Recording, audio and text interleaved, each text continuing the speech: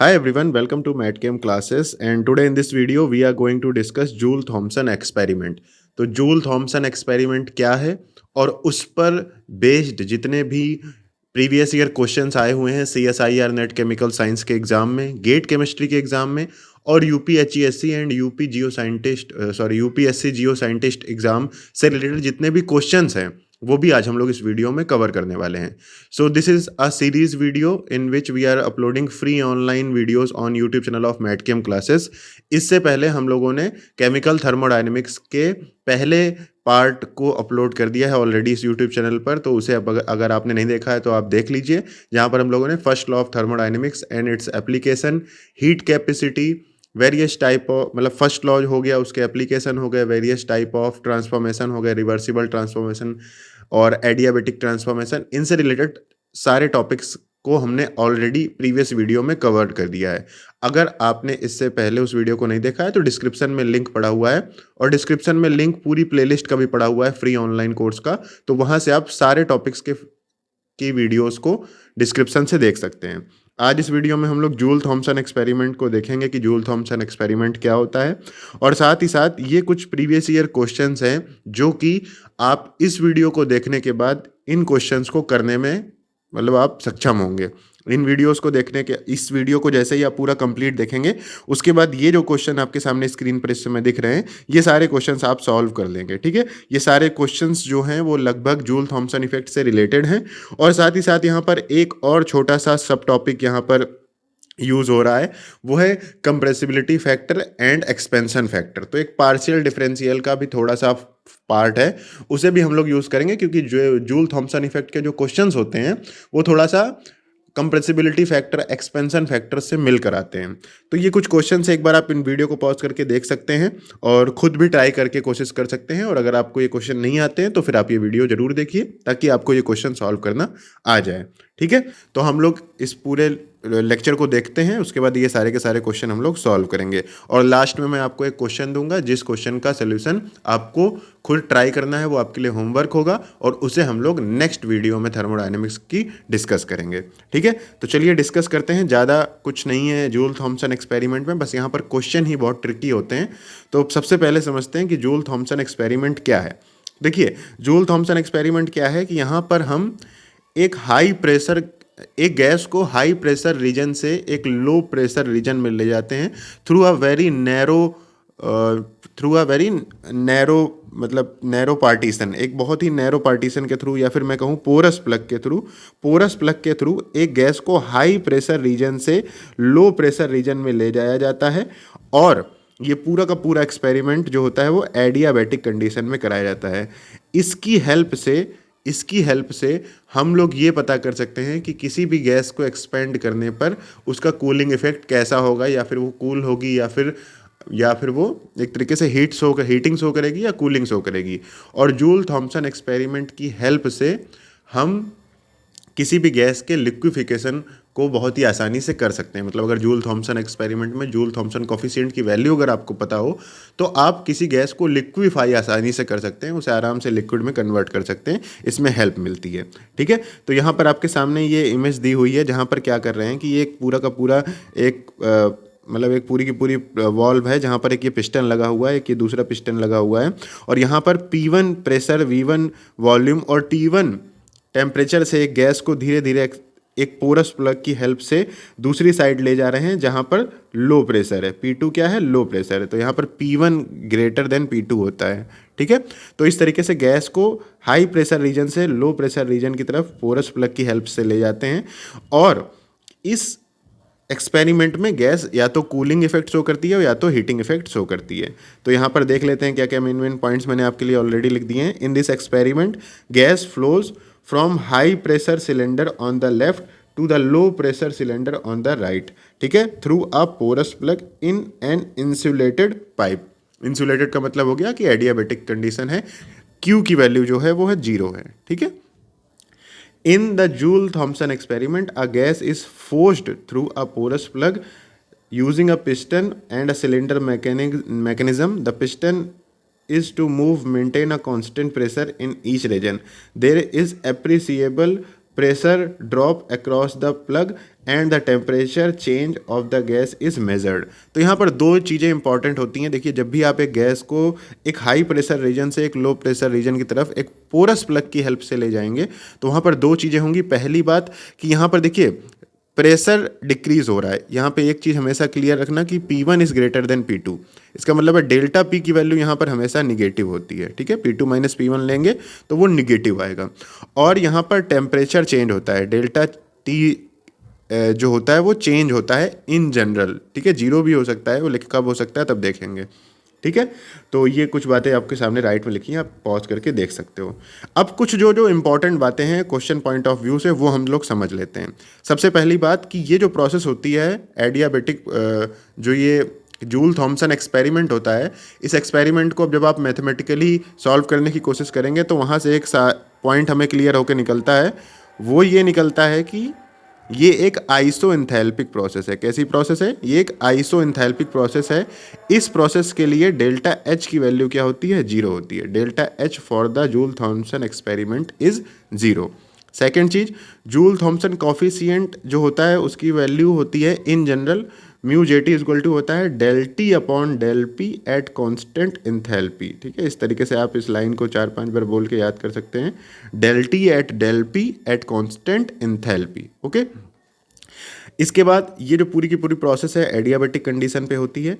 Joule Thomson coefficient की value अगर आप मतलब दूसरे टर्म में देखना चाहते हैं तो वो ये होती है -1/CP and del H upon del P at constant temperature, del H upon del P at constant temperature. और यहाँ पर आपको एक चीज़ अब याद आ रही होगी कि del H upon del P at constant temperature जो है ये सेकंड इक्वेशन ऑफ स्टेट है। तो यहाँ पर फर्स्ट इक्वेशन ऑफ स्टेट और सेकंड इक्वेशन ऑफ स्टेट को भी एक बार याद कर लेते हैं दोबारा। Del H upon del P at constant temperature, इसकी वैल्यू होती है -T del V upon del T at constant pressure plus V. साथ ही साथ फर्स्ट इक्वेशन ऑफ स्टेट की बात करें तो del U upon del V equal to del T del P by del T at constant volume minus P. इन सब चीज़ों के बारे में हम लोगों ने लास्ट वीडियो में भी डिस्कस किया है ऑलरेडी। ठीक है, अब इन जनरल बातें कर लेते हैं। पहली बात तो ये है कि म्यू जे टी की वैल्यू जो होती है वो जीरो होती है आइडियल गैस के लिए, और म्यू जे टी की वैल्यू वॉन्डर वॉल गैस के लिए 1/CP 2A/RT माइनस बी होती है। ऐसा क्यों? क्योंकि हम लोगों ने एक चीज़ देखी है क्या कि del H upon del P की वैल्यू लास्ट क्लास में देखा था हम लोगों ने। ये जो वॉन्डर वॉल गैस के लिए इसकी वैल्यू होती है वो होती है B-2A/RT। तो अगर आप इसकी वैल्यू यहाँ पर रख दें, इस जगह कहाँ गया, यहाँ इस फॉर्मूले में, तो सीधी सी बात है माइनस अंदर चला जाएगा और 2A/RT माइनस बी आ जाएगा। तो इस तरीके से म्यू जे टी की value -1/CP 2A/RT minus B होती किसके लिए? वॉन्डर वॉल गैस के लिए, वॉन्डर वॉल गैस के लिए। ठीक है, तो ये सारे पॉइंट्स इंपॉर्टेंट हैं। इन सारे पॉइंट से ही क्वेश्चंस पूछे जाते हैं जूल थॉमसन इफेक्ट में। ज़्यादा कुछ अलग से नहीं पूछा जाता है, इन्हीं पॉइंट से ही क्वेश्चन पूछे जाते हैं। ठीक है, नेक्स्ट पॉइंट देख लेते हैं। जूल थॉमसन एक्सपेरिमेंट में एक कॉन्सेप्ट आता है इन्वर्जन टेम्परेचर का। तो इन्वर्जन टेम्परेचर एक्चुअली क्या होता है कि एक ऐसा टेम्परेचर जिस टेम्परेचर पर जूल थॉमसन इफेक्ट में गैस ना तो हीटिंग शो करती है ना तो कूलिंग शो करती है। कोई भी गैस हो, आइडियल गैस तो मान लो कभी भी हीटिंग या कूलिंग शो नहीं करेगी, लेकिन कोई भी नॉर्मल गैस के लिए वो टेम्परेचर, जिस टेम्परेचर पर वो गैस ना तो जूल थॉमसन इफेक्ट में हीटिंग शो करे और ना ही कूलिंग शो करे, उसे उस गैस का इन्वर्जन टेम्परेचर कहा जाता है।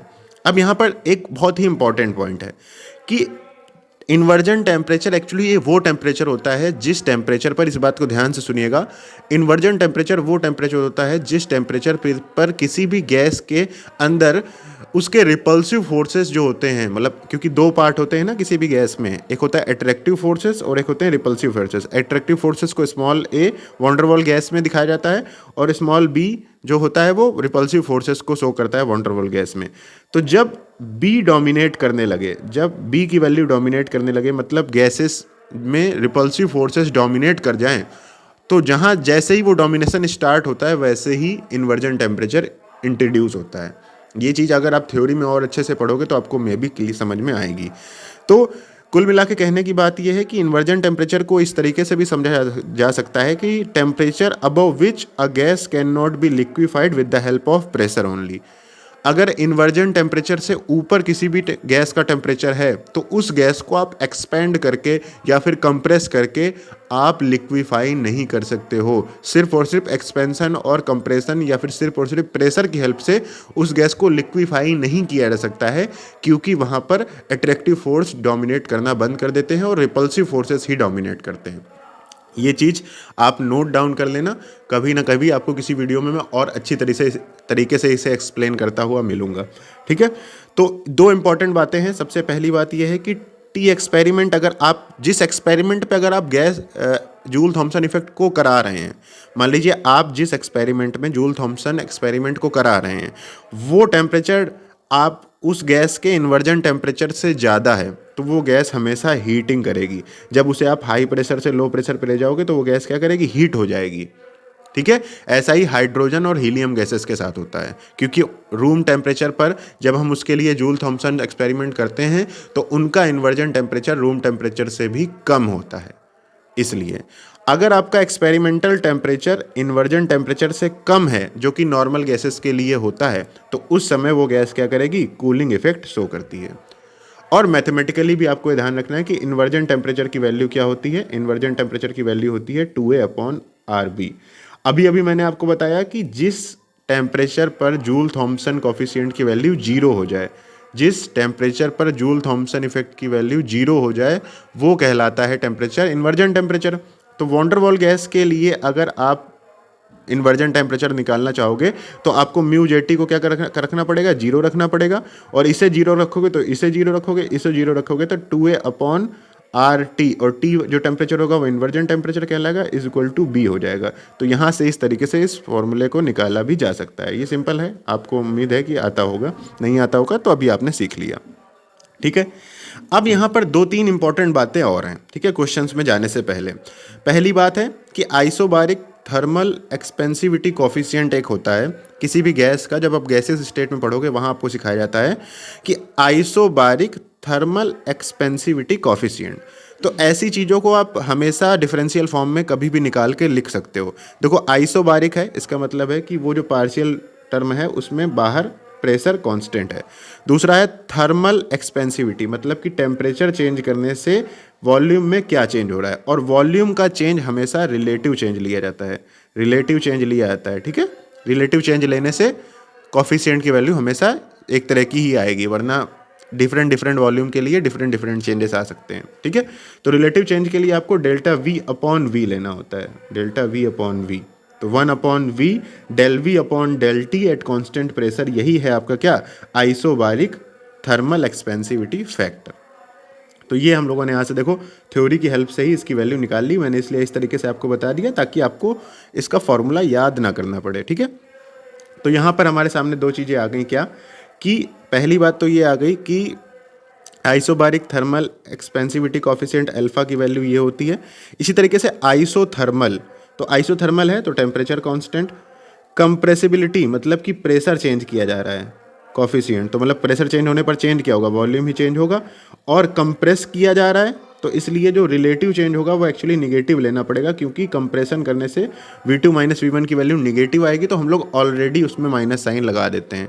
तो ये दो इंपॉर्टेंट कॉफिशिएंट्स होते हैं और इनकी वैल्यूज़ आइडियल गैस के लिए और वॉन डेर वाल गैस के लिए आप लोगों को होमवर्क में बतानी है। मैं नेक्स्ट वीडियो की स्टार्टिंग में उसे आपको बताऊंगा। ठीक है, वॉन डेर वाल गैस के लिए अल्फा की वैल्यू और आइडियल गैस के लिए अल्फा की वैल्यू। ठीक है, तो अल्फा और बीटा की वैल्यू आप निकाल कर कमेंट जरूर करिएगा नीचे। इसके बाद नेक्स्ट जो मैथमेटिकल टर्म है जो कि बहुत यूज़फुल होता है और हमें ध्यान रखना है, वो आप सिर्फ और सिर्फ इसी तरीके से बस याद कर लो यहाँ पर। ठीक है, सबसे पहला कि जैसे मान लो del x del y एक कांस्टेंट कोई भी वैल्यू है z, इसको आप इस तरह से लिख सकते हो कि del x इधर लिख दो, del y इधर लिख दो, और कोई भी एक नया फंक्शन इधर ऊपर ले आओ और कोई भी एक नया फंक्शन इधर नीचे ले आओ, और ये कांस्टेंट वही रखो जो कांस्टेंट यहाँ पर था। ये बस ऐसे करके कभी कभी यूज़ करना पड़ सकता है। दूसरा है कि मान लो x और y आपके पास इस तरीके से हो, डेल कोई भी डिफरेंशियल, उसको आप ऐसे कर सकते हो कि y नीचे है तो उसे यहाँ नीचे रखो इस तरह से, और इस x को नीचे ले जाओ, यहाँ पर दो नया फंक्शन ले आओ। ठीक है, जैसे मान लो 2/3 है तो इसको आप ऐसे लिख सकते हो कि मान लो कोई भी x ऐसे x/2 अपॉन y/3। तो यहाँ पर क्या होगा, ये मतलब या फिर x बटे, दोनों को x है ना, ये भी f है तो ये भी f है, तो इस तरीके से ये दोनों x से x कट जाएगा और ये ऊपर चला जाएगा, तो क्या आ जाएगा फिर से 3/2 आ जाएगा। तो हाँ सॉरी 3/2 को ऐसे लिख सकते हैं, 3/2 को। नीचे वाला टर्म कहाँ गया, इस जगह गया, और ऊपर वाला टर्म कहाँ गया, इस जगह। इसी तरीके से नीचे वाला जो टर्म है ये कहाँ गया, इस जगह गया, और ऊपर वाला टर्म सबसे नीचे चला गया। तो इस तरीके से इसका भी यूज़ करना पड़ेगा क्वेश्चंस में, ठीक है। तो इसलिए इस चीज़ को भी आपको नोट डाउन करके रखना है तो होता है, ठीक है, क्योंकि ज़्यादा कुछ यहाँ पर है नहीं और ज़्यादा कुछ है नहीं, तो यहाँ पर क्वेश्चंस इसी मैथमेटिक्स को यूज़ करते हुए ही आपसे पूछे जाते हैं। तो बस ये 2 सिंपल पॉइंट्स थे, वो आपको नोट करने थे, वो मैंने आपको बता दिए हैं। अब चलिए हम लोग क्वेश्चंस की तरफ बढ़ते हैं। 1 मिनट ये सब हटा देता हूँ मैं। हाँ, क्वेश्चन की तरफ बढ़ते हैं। सबसे पहला क्वेश्चन आपसे कह रहा है कि एक इक्वेशन दे रखी है ∇H upon ∇P is equal to ये टेम्परेचर, ऐसे ऐसे करके ये इक्वेशन दे रखी है, और कह रहा है कि आइडियल गैस के लिए म्यू जेटी की वैल्यू वैसे इसने दे रखी है, आपसे क्वेश्चन पेपर में पूछेगा। देखो तुम्हें क्या करना है, म्यू जेटी की वैल्यू निकालनी है। म्यू जेटी की वैल्यू निकालनी है तो तुम्हें यहाँ पर सबसे पहले ध्यान रखना है कि जूल थॉमसन एक्सपेरिमेंट में क्या होता है। जूल थॉमसन एक्सपेरिमेंट में प्रेशर को चेंज करने से टेम्परेचर का चेंज फाइंड करना होता है, और कांस्टेंट एंथैल्पी पे। ये होता है जूल थॉमसन का मेन फॉर्मूला, ठीक है। तो ये कैसे याद करना है, एक बार फिर से देखते हैं कैसे याद करना है इसको, कि जूल थॉमसन एक्सपेरिमेंट क्या होता है। यहाँ पर हम लोग प्रेशर को चेंज करने के द्वारा टेम्परेचर में क्या चेंज हो रहा है गैस के, इसको चेक करते हैं एट कांस्टेंट एंथैल्पी। तो यही यहाँ पे हम लोग को फाइंड आउट करना है। इसकी वैल्यू हम लोगों ने याद कर रखी 1/Cp ∇H upon ∇P eight constant temperature. तो यहाँ पर इसने इसकी इक्वेशन आपको यहाँ पर दे रखी है, तो आपको इसमें पुट कर देना है इसकी वैल्यू जो भी है, ठीक है। तो यहाँ पर पुट कर देते हैं भाई 1/Cp। यहाँ पर अंदर क्या है, अंदर इस तरीके से है ∇U अपॉन ∇V, ठीक है, और इस टर्म को अंदर मल्टीप्लाई कर देते हैं इनटू ये टेम्परेचर कांस्टेंट है, यहाँ पर ∇V upon ∇P eight constant temperature plus P ∇V upon ∇P eight constant temperature, और यहाँ पर साथ में क्या आ जाएगा, प्लस V आ जाएगा, इस तरह से। अब आपको पता होना चाहिए, लास्ट क्लास में भी हम लोगों ने इसे डिस्कस किया था कि ∇U upon ∇V first equation of state है, और इसकी वैल्यू क्या होती है, आइडियल गैस के लिए 0 होती है। आइडियल गैस के लिए इसकी वैल्यू क्या होती है, 0 होती है, ठीक है। तो इसकी वैल्यू आइडियल गैस के लिए हम लोगों ने 0 रख दी। अब हमारे पास क्या बचा, अब हमारे पास बचा कि ये वाला टर्म तो 0 हो गया, ये वाला टर्म तो 0 हो गया। अब हमें सिर्फ इस टर्म की वैल्यू निकालनी है, तो ∇V upon ∇P eight constant temperature ये निकालना है आइडियल गैस के लिए। तो आइडियल गैस के लिए फॉर्मूला क्या होता है, PV is equal to nRT होता है। तो यहाँ पर हम लोग क्या कर सकते हैं, V इज इक्वल टू क्या लिख सकते हैं, nRT upon V, sorry P, ठीक है, लिख सकते हैं कि नहीं लिख सकते हैं। यहाँ पर क्या लिख सकते हैं, ये हो गया, यहाँ पर P आ जाएगा। अब इसका अगर पार्शियल डिफरेंशियल कर दो आप रेस्पेक्ट के प्रेशर के, तो प्रेशर से रेस्पेक्ट में डिफरेंशियल करने से मतलब है कि आपने टेम्परेचर को कांस्टेंट मान रखा है, और NR तो कांस्टेंट ऑलरेडी है, तो NR T बाहर आ जाएगा, और यहाँ पर आपको ∇ अपॉन ∇P 1/P का डिफरेंशियल करना है, और 1/x का d/dx क्या होता है, -1/x²। तो यहाँ से क्या आ जाएगा, -nRT अपॉन P²। ये वैल्यू आपको यहाँ रख देनी है, 1/Cp यहाँ पर आएगा -1/P² इंटू, सॉरी यहाँ पर क्या कर देते हैं, ऐसे कर देते हैं, हाँ साथ में लिख दे रहा हूँ मैं, nRT लिख दे रहा हूँ साथ में, इंटू और क्या था, P था, P प्लस V आ गया। तो P² से ये P कैंसिल हो गया, तो यहाँ से ये क्या आया आगे, ये आया 1/Cp, अंदर क्या आया, ये nRT अपॉन P और माइनस में प्लस V, और nRT upon P equal to क्या हो सकता है, देखो यहाँ से हम लोग ये निकाल सकते हैं ना, nRT अपॉन P की वैल्यू क्या है, V है। तो यहाँ पर क्या आ जाएगा, 1/Cp minus V plus V, ठीक है। तो ये इससे कैंसिल हो जाएगा, और यहाँ से इसकी वैल्यू क्या आ जाएगी, 0 आ जाएगी। तो म्यू जेटी की वैल्यू आपने आइडियल गैस के लिए निकाल ली। आपको ऐसे ही ∇H अपॉन ∇P की इक्वेशन दे सकता है, और आइडियल गैस और वंडर वॉल गैसेस के लिए आपसे म्यू जेटी की वैल्यू पूछ सकता है, ठीक है। ऐसा क्वेश्चन आपसे नेट गेट जैम में, UPSC SC में कहीं पर भी पूछा जा सकता है। ओके, ठीक है, क्लियर हो गया, कोई दिक्कत नहीं इसमें। नेक्स्ट क्वेश्चन देखते हैं। नेक्स्ट क्वेश्चन देखो, ये थोड़ा सा ट्रिकी है। इस क्वेश्चन में आपसे क्या कह रहा है, इस क्वेश्चन में आपसे कह रहा है कि आइसोबारिक एक्सपेंसिविटी फैक्टर फाइंड करना है हमें, और इन्वर्जन टेम्परेचर दे रखा है। इन्वर्जन टेम्परेचर उसने दे रखा है, ठीक है, एट इन्वर्जन टेम्परेचर। देखो सबसे पहली बात क्या कह रहा है कि आपको isobaric expansivity factor of an ideal gas at inversion temperature. देखो एट इन्वर्जन टेम्परेचर का सबसे पहला मतलब तो आपको यही पता है कि at inversion temperature, at inversion temperature, और यहाँ पर जो, अच्छा और तो कुछ यहाँ पर अलग से है नहीं। एट इन्वर्जन टेम्परेचर का सीधा सा मतलब है यहाँ पर कि म्यू जे टी यहाँ पर क्या होगा, जीरो होगा।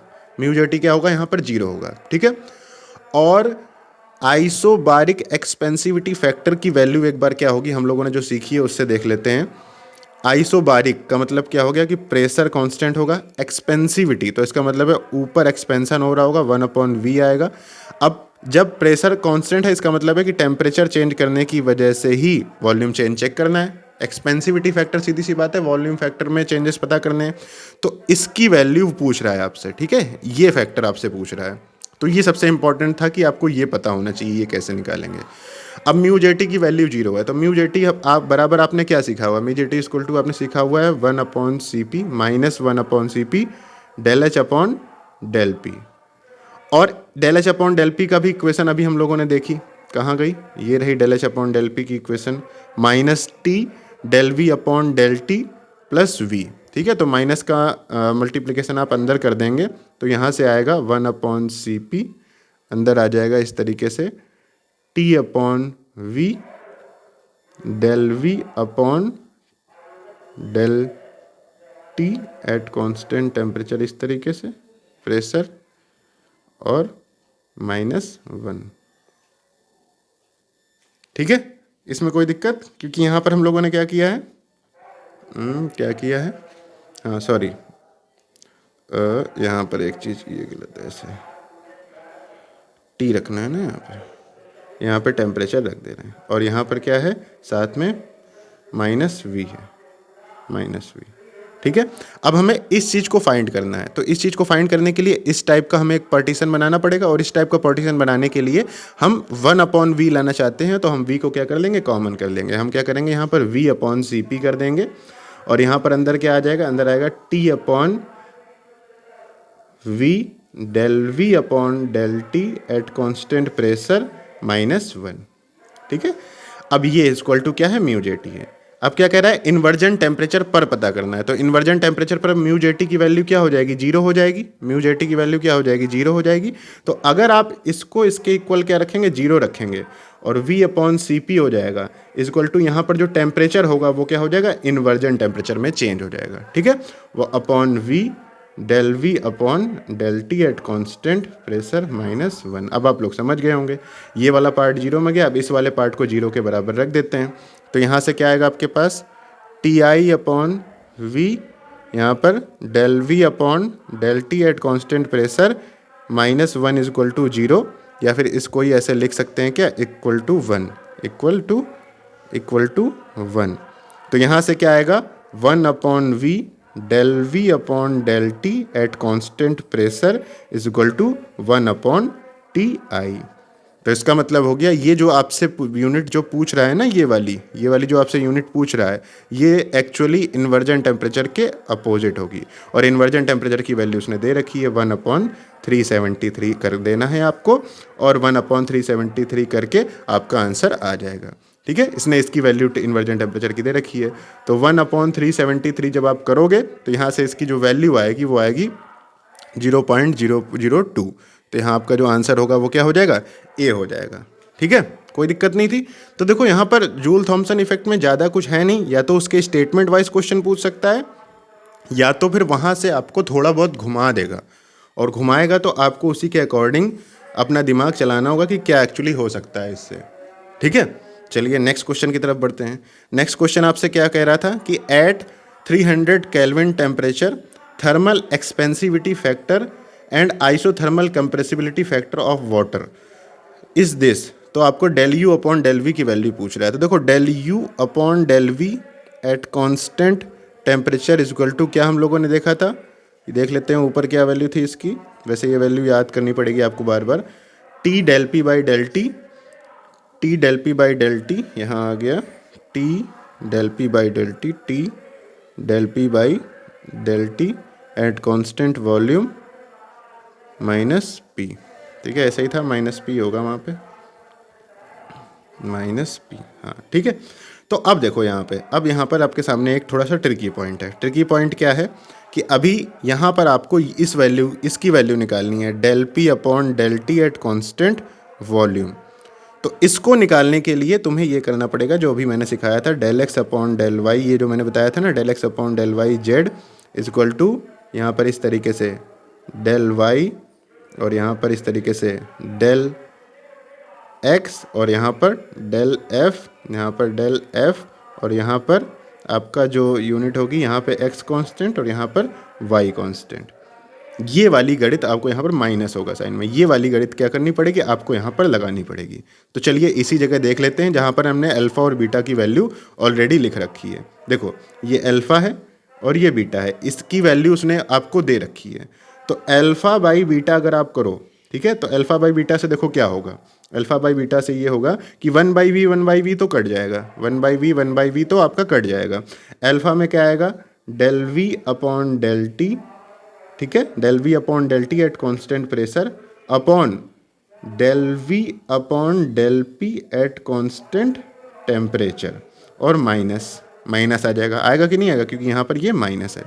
तो इससे क्या होगा, देखो अब यहाँ पर देखो ये f है तुम्हारे लिए, ये f है तुम्हारे लिए, तो यहाँ से ये वाला पार्ट खत्म हो जाएगा और यहाँ से alpha upon beta is equal to क्या आ जाएगा, alpha upon beta is equal to आ जाएगा minus del P upon del T, क्योंकि p और t तो चेंज हो रहे हैं, तो यहाँ पर आपका वॉल्यूम ही होगा, मे बी वॉल्यूम ही होगा।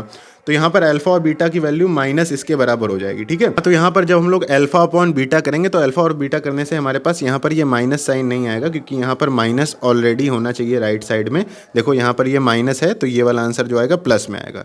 तो alpha upon beta equal to क्या आ गया, del P upon del T at constant volume आ गया। तो बस अब यहाँ पर रख दीजिए, यहाँ पर इसी की वैल्यू आपको पता करनी थी, तो इसकी जगह आप क्या रख सकते हैं, अल्फ़ा अपॉन बीटा रख सकते हैं।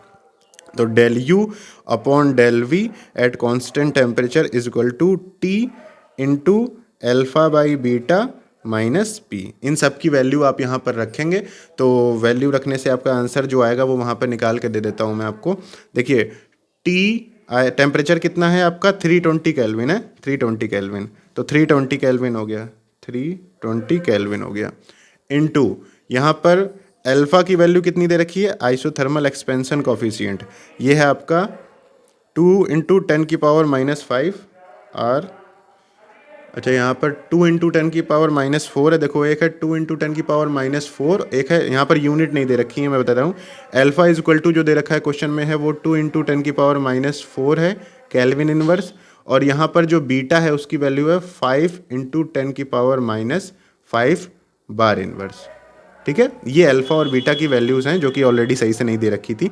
तो यहाँ पर इसको आप करेंगे, अल्फ़ा अपॉन बीटा की वैल्यू निकालेंगे 2 इंटू 10⁻⁻4 अपॉन 5 इंटू 10⁻⁻5, इसकी वैल्यू आप निकालेंगे तो यहाँ से आएगी 4 वैल्यू आएगी। तो 4 यहाँ पर रख दीजिए, इंटू 4 माइनस 1 इक्वल टू क्या आ जाएगा, 1279 बार, ठीक है, या फिर आंसर आ जाएगा 1.279 किलो बार, ठीक है।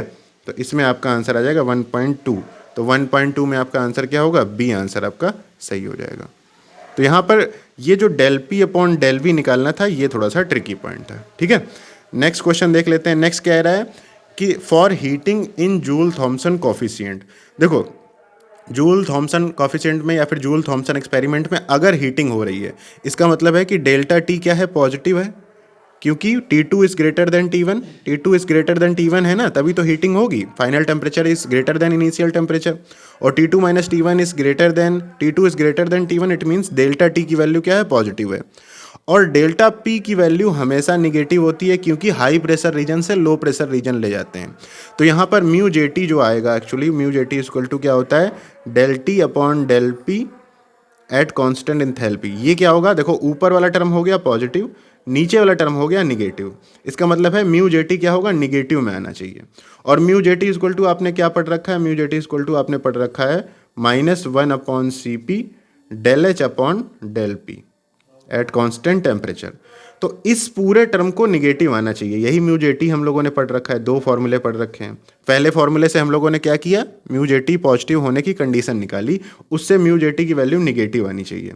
अगर निगेटिव लानी है तो ये वाला टर्म ऑलरेडी माइनस लगा है, इसका मतलब है कि ये जो डिफरेंशियल में टर्म है, हीट कैपेसिटी निगेटिव हो नहीं सकती, ये डिफरेंशियल जो टर्म है ये क्या होना चाहिए, पॉजिटिव होना चाहिए। It means del H upon del P at constant temperature should be greater than zero, not less than zero. इसका मतलब है इन दोनों में से कोई एक आंसर सही होगा। अब del H upon del P की जो वैल्यू हम लोगों ने पढ़ी है, हाँ, तो del H upon del P की वैल्यू हम लोगों ने यहाँ पर देखी हुई थी कि माइनस टी और del V upon del T plus V. अगर इस पूरे टर्म को हमें पॉजिटिव रखना है, इस पूरे के पूरे टर्म को हमें क्या रखना है, पॉजिटिव रखना है।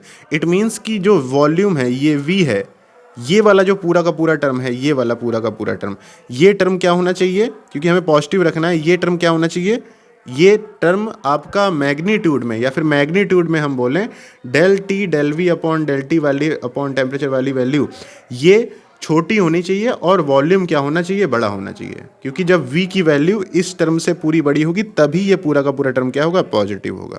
तो बस इसी आधार पर नेक्स्ट वाला पार्ट आपसे पूछा हुआ है कि वॉल्यूम शुड बी ग्रेटर, तो यहाँ पर volume should be greater then this होना चाहिए। तो आपका जो आंसर आएगा वो कौन सा आंसर आ जाएगा, बी आंसर आ जाएगा। नेक्स्ट क्वेश्चन आपसे पूछ रहा है कि if the inversion temperature of gas is -80 degree Celsius it will produce cooling under joule Thompson effect at. देखो -80 डिग्री सेल्सियस उसका क्या है, इन्वर्जन टेम्परेचर है। अगर इसको केल्विन में निकालें तो 273 से इसे ऐड करना पड़ेगा और यहाँ से हमारा आएगा 193 केल्विन। ये क्या आया, इन्वर्जन टेम्परेचर आया।